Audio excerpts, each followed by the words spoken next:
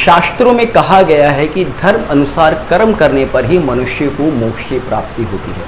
अनेक ज्योतिष जिज्ञासु अक्सर ये प्रश्न करते हैं, क्या उनकी कुंडली में मोक्ष प्राप्ति का योग है। ज्योतिष में किस तरह से देखें कि धर्म अनुसार कर्म किया गया है। देखिएगा, ज्योतिष में आपकी कुंडली के नवम भाव को आपके धर्म का भाव माना जाता है, आपके पुण्यों का भाव माना जाता है। आप जन्म से मृत्यु तक जो भी अच्छे बुरे कर्म करते हैं उनका जो संचय होता है वो आपके नवम भाव में होता है। किस तरह से देखिएगा, अष्टम भाव आपका मृत्यु का भाव है और लग्न आपका वो स्थान है जहां पर आपका शरीर जन्म लेता है।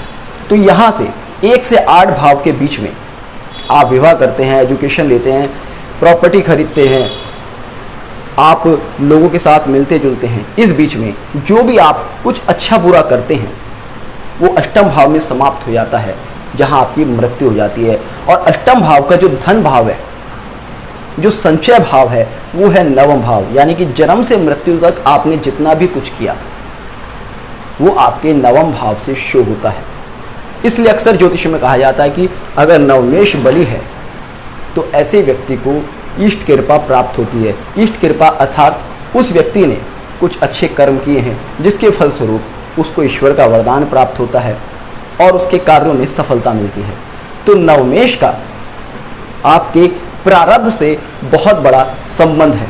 वर्तमान समय में भी, वर्तमान जन्म में भी आप धर्म अनुसार कर्म करके मोक्ष ही प्राप्त कर सकते हैं। वो किस तरह से इंडिकेट होता है, देखिए, नवम भाव आपके धर्म का भाव हुआ और दसम भाव है आपके कर्म का भाव।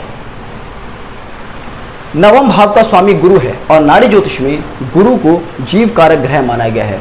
जीव जैसे ही आगे बढ़ता है वो कर्म करता है।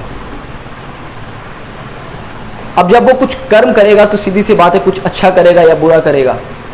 जब अच्छा या बुरा जो भी करेगा उसके फलस्वरूप उसे फिर से कुछ गेन होगा, क्योंकि दसम भाव का जो दूसरा भाव है, धन भाव है, वो कुंडली का लाभ भाव होता है। अर्थात आपने, जीव ने कुछ कर्म किया और कर्म से कुछ गेन किया, वो अच्छा बुरा कुछ भी हो सकता है। और जब आपके पास कुछ होगा तभी आप उसको खर्च कर पाओगे। अगर आपके पास पुण्य है तो पुण्य खर्च कर पाओगे, पाप है तो पाप को खर्च कर पाओगे। उसका प्रभाव सीधा सीधा आपके ऊपर आना है। जब आप कुछ खर्च करते हो तो वो है आपकी कुंडली का व्यय भाव।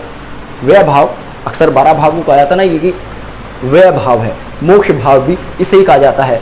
अब आपने धर्म अनुसार कर्म करके पुण्य कमाया तो आपने अगर उसका व्यय, पुण्य का व्यय अगर आप करेंगे तो सीधी सी बात है आपको मोक्ष की प्राप्ति होगी। अब एक प्रश्न आता है कि धर्म अनुसार कर्म वास्तव में है क्या? क्या साधना में बैठना, जप तप करना, समाधि में बैठना मोक्ष प्राप्ति का साधन है? जी नहीं, बिल्कुल ऐसा नहीं हो सकता। केवल अगर मोक्ष प्राप्ति के लिए अगर केवल जप तप साधना करनी होती तो मोक्ष प्राप्ति वास्तव में बहुत आसान हो जाती। हमारा जन्म होता है एक समाज के बीच में और हमारा दायित्व होता है कि हम समाज के लिए, इस प्रकृति के लिए कुछ करें। प्रकृति ने हमें वायु दी है, पेड़ पौधे दिए हैं, बड़ी सुंदरता दी है, तो हमारा एक दायित्व होता है इस प्रकृति के प्रति कुछ करने का। समाज में जिसमें हम रहते हैं उस समाज ने हमें बहुत कुछ दिया है, हमारा दायित्व होता है उस समाज और उस समाज के लोगों के लिए कुछ करना। कुंडली से भी एक ऐसे इंडिकेट होता है। देखिए, दसम भाव आपका कर्म का भाव है। अब कर्म भाव पर किसकी दृष्टि होती है? कर्म भाव की दृष्टि कहाँ होती है? चतुर्थ भाव पर।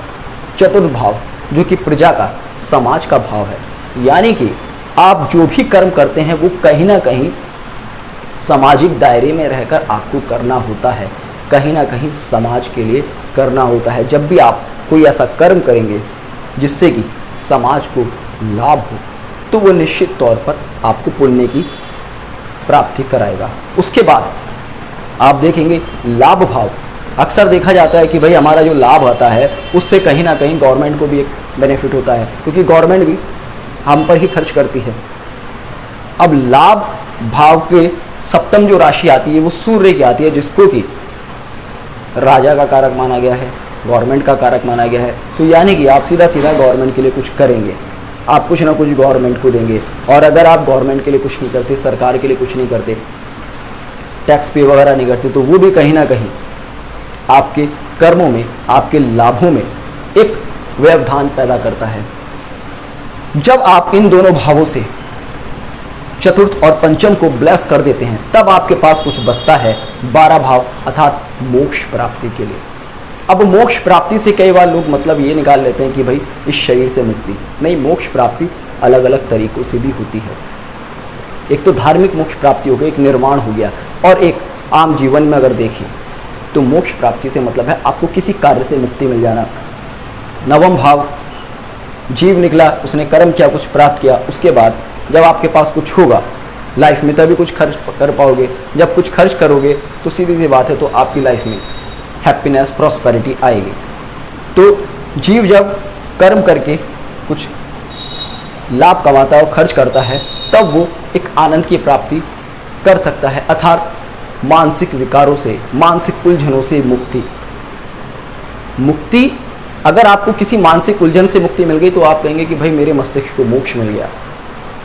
आपके घर में कोई समस्या चल रही है, आज उससे मुक्ति मिल गई आपको, आपने धर्म अनुसार कोई कर्म किया, उससे मुक्ति मिल गई, तो आप कहेंगे भाई मुझे इस परेशानी से मोक्ष मिल गया।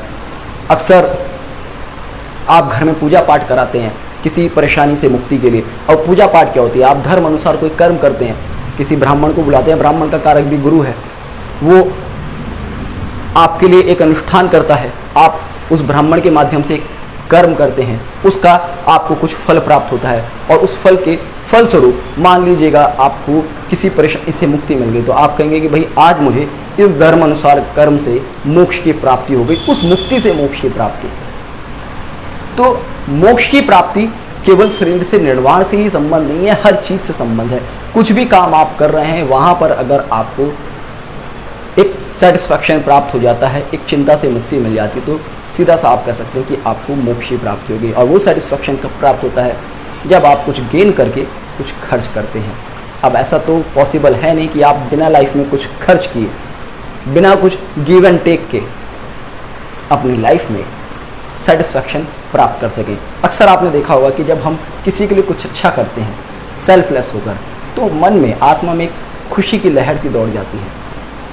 उसका कारण क्या है कि हमारा मन किसी एक विकार से छूटा है, और उस विकार से छूटने के कारण हमने जो धर्म का कार्य किया उससे हमारे अंदर का एक तनाव मुक्त हुआ, हमें मोक्ष की प्राप्ति हुई। और इसीलिए ज्योतिष में नवम और दसम भाव के संबंध को राजयोग माना गया है, और नाड़ी ज्योतिष में नवम भाव के स्वामी गुरु और दसम भाव के स्वामी शनि, 11 भाव के स्वामी शनि और 12 भाव के स्वामी गुरु के संबंध को धर्म कर्म योग कहा गया है, क्योंकि धर्म और कर्म वही करेगा जो कि नवम, दसम, एकादश और द्वादश के संबंध में होगा। इसलिए किसी भी कुंडली में जो व्यक्ति धार्मिक कार्य करना चाहता है, धर्म अनुसार कर्म करना चाहता है, उसकी कुंडली में नवम, दसम, एकादश और द्वादश भाव का संबंध होना बहुत ज़्यादा ज़रूरी है।